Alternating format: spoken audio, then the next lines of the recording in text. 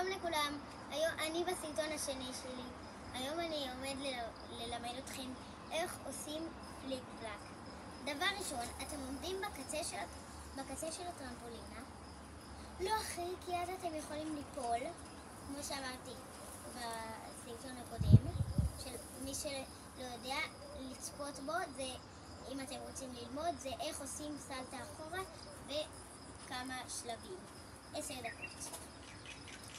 דבר ראשון, מעלים את הידיים, כמו בסרטון הקודם, הרבה דברים כמו בסרטון הקודם. מורידים אותם למטה, וכופפים את הרגליים, וקופצים אחורה. לבננה. מי שלא יודע, בננה זה תנוחה של הגוף, שאתם נראים כמו בננה, ככה.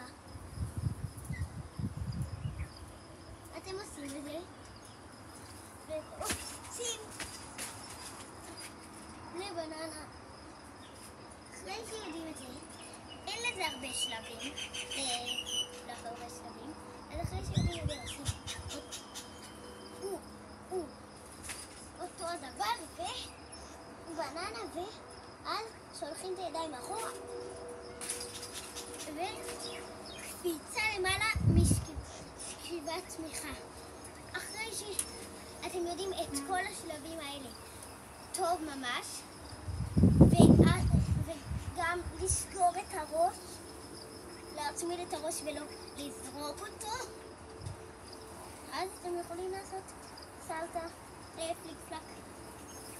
אבל אם מישהו לא מצליח לא לזרוק את הראש, יש לו תרגיל טוב.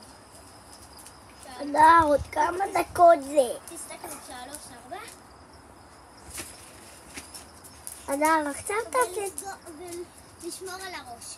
כדאי עכשיו לעשות את הפליק עכשיו אני פלק. אראה לכם איך עושים פליק פלק. 3, 4.